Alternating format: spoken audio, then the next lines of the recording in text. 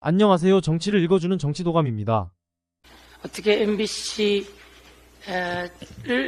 팔아서 박근혜 대통령이 반값 등록금 공약을 했을 때 그걸 팔아서 반값 등록금 재원으로 쓰자고 한 사람이 이진숙 아닙니까? MBC를 팔자고 MBC 박문진 당시 정수장학회 이사장이었던 최필립과의 대화록이, 그 대화했던 대화록이 온 세상에 공개돼서 망신을 톡톡히 샀던 사람이 이진숙 아닙니까? 그리고 세월호 보도 관련해서 MBC가 이진숙 보도본부장 시절에 전원 구조라고 하는 오보를 냈어요. 그래서 전원 구조된 줄 알고 골든타임을 놓쳐서 그 많은 우리 아이들이 세상을 떠났어요. 엄청난 범죄 아닙니까? 그리고 나서는 한다는 소리가 세월호 유족들의 조급증이 민간 잠수사의 죽음을 불러일으켰다. 이런 세월호 유족을 폄훼했던 엄청난 막말, 폐륜 막말을 늘어놓은 사람이에요. 이 여인과 관련한 이야기는 아마 하루 종일해도 부족할 겁니다. 이런 사람을 방통위원장에 내정한다고요? MBC 지방 MBC 사장이다가 그것을 그만두고 출마했다가 떨어지고 그리고 또 윤석열 캠프로 가고. 제가 여성이지만 이러면 안 되는 거 아닙니까? 좀 할 만한 사람을 데리고 오세요. 하다 절대 해서는 안 되는 사람을 방통위원장으로 갖고 와서 이제 MBC를 작정하고 민영화시키려고 합니까? 절대 못합니다.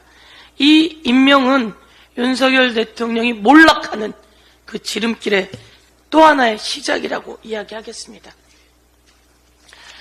어제 국힘당이 순직해병 사망사건 및 순직해병 사망사건 수사 외압에 관한 특검에 대해서 반대하며 필리버스터를 했습니다. 깜짝 놀랐습니다. 어떻게 그걸로 필리버스터를 할 수가 있죠? 순직해병 사망사건 그리고 그것에 수사 외압을 하자는데 무슨 논리로 필리버스터를 할 수가 있죠? 이해를 할 수 없었는데 그들의 필리버스터는 끝내 거짓말 투성이었습니다. 제가 그 거짓말의 사례를 오늘 낱낱이 좀 보고 하겠습니다. 유상범, 주진우가 나왔습니다. 유상범이 나와서 2021년 개정 군사법원법에 의하면 군사경찰의 수사권이 배제되어 있다 이렇게 이야기합니다. 군사경찰의 수사권이 배제되어 있다 이렇게 이야기합니다. 그리고 주진우는 이번에 출마하기 전에 용산 윤석열 대통령실에 아마 법률비서관이었습니다. 그 법률비서관이 어떤 거짓말에 어떤 맹탕 논리를 갖고 있는지 제가 지적하겠습니다. 군의 수사권이 없으니 입건 없이 전체 기록을 인계하라고 하는 것이다 라고 하면서 그날 제가 내내 지켜봤는데요. 박정훈 대령에게는 수사권이 없는데 수사를 하고 그래서 사람 이름까지 넣고 제명까지 넣어서 입건해서 안 된다라고 계속 떠들어댔습니다. 군의 수사권이 없다고요? 이러고도 법률비서관을 하고 이러고도 검사했습니까? 자기 입맛에 맞게 하는 게 검사입니까? 유상범 검사 출신, 주진우 검사 출신. 제가 이제 그들의 말이 어떻게 거짓말이었는지, 거짓말쟁이들, 아주 거짓말이 버릇처럼 뻔뻔하게 거짓말을 해댑니다. 군사법원법 제228조입니다. 군검사, 군사법경찰관의 수사 이렇게 되어 있습니다. 수사하라고 되어 있는 겁니다. 뭐라고 되어 있냐면 범죄 사실 및 증거를 수사하여야 한다 이렇게 되어 있습니다. 범죄 사실 및 증거를 수사하여야 한다. 그런데 이 범죄 사실 및 증거를 수사하다가 이 사망사건인데 이것이 민간으로 넘겨야 할 것 같으면 군사법원에서 그것을 하지 못할 것 같으면 바로 정리해서 대검찰청, 공수처, 경찰청 또는 등등에게 이첩해야 한다. 이렇게 되어 있는 겁니다. 수사하다가 수사해야 한다. 그런데 이 범죄 사실을 수사하다가 이게 이첩해야 될 내용이면 즉시 이첩해라. 이렇게 되어 있는 겁니다. 아니, 군 수사단장이 수사를 못하면 뭐 하라는 얘기입니까? 그런데 이게 사망사건이 연루되어서 이해람 중사 사건 등이 있을 때 위에서 군 장군들이 자꾸 개입을 하는 거예요. 자꾸 개입을 하니까 이게 범죄 사실과 연루되어 있다고 판단되었을 때는 위에 고 이야기하지 못하고 이첩해라 이런 이야기입니다. 그런데 그래서 그렇게 이첩하라는 건데 이걸 뻔뻔스럽게 수사권이 없다. 수사에서는 안 된다.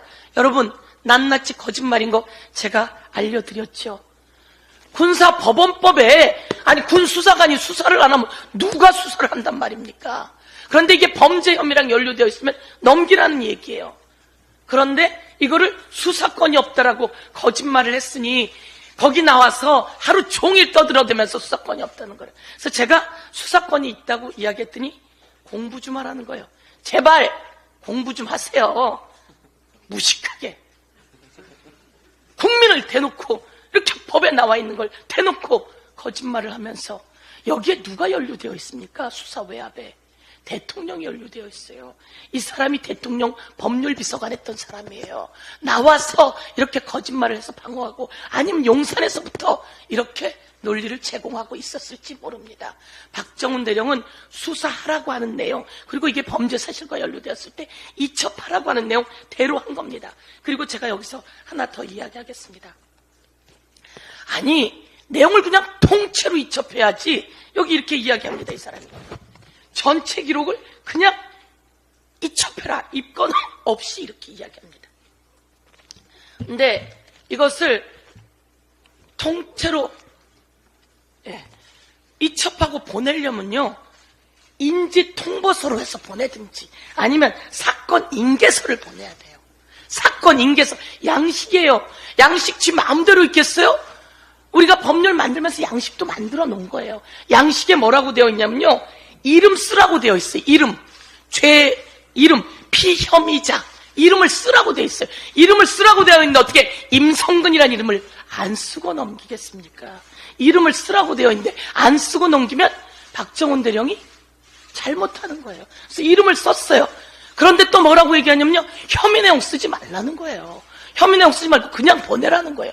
여기에 뭐라고 되어 있습니까? 죄명, 업무, 상파, 실치사. 그리고 여기에는 사건, 개요. 다 쓰라고 되어 있어요. 근데 어떻게 안 쓰겠어요? 쓰지 말고 통째로 넘기래요. 거짓말쟁이들. 한 번 더 제가 이야기하고요. 그러면서 여기다가 인계를 할 때는 이거는 박정훈 대령만 수사를 한 게 아닙니다. 우리 군사법경찰관, 중령 이렇게 광역수사대가 같이 수사를 한 겁니다. 광역수사대에서 이것을 보내는 겁니다. 인계, 변사 사건을 조사하는 과정에서 그 원인이 되는 내용을 보니까 범죄 혐의가 들어있어서 이 내용을 인계합니다. 라고 여기에 내용이 있어요.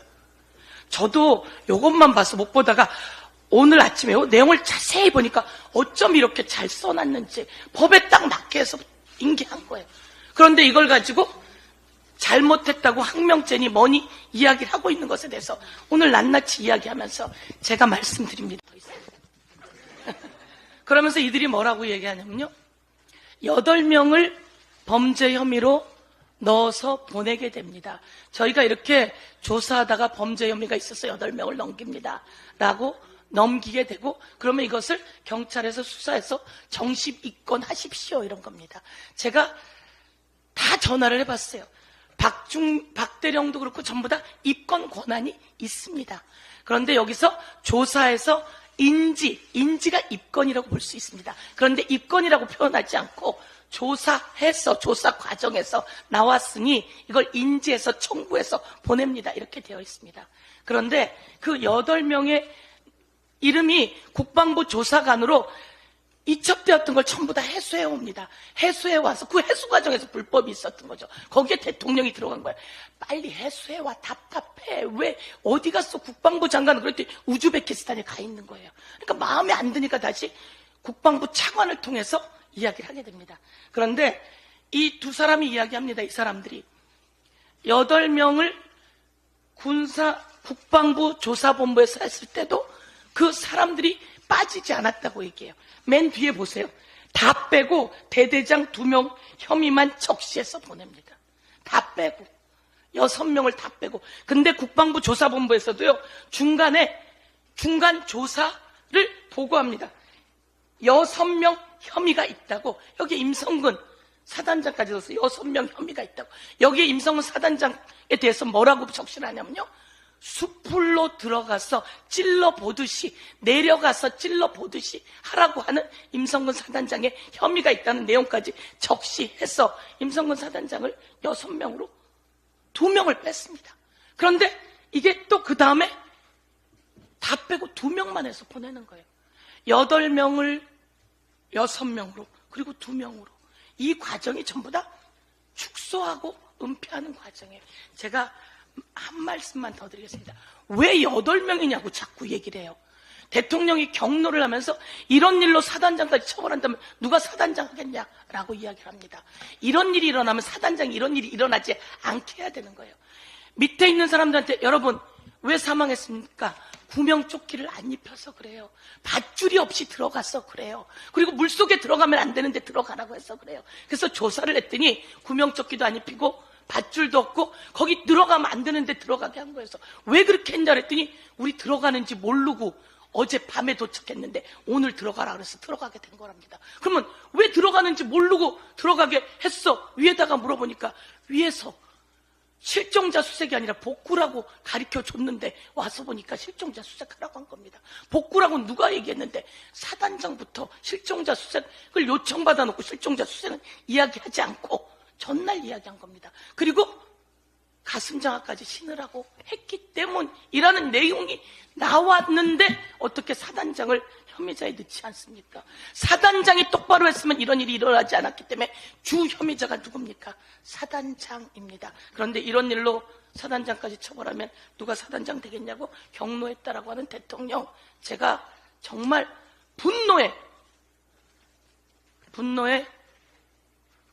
경고를 날립니다. 이상입니다.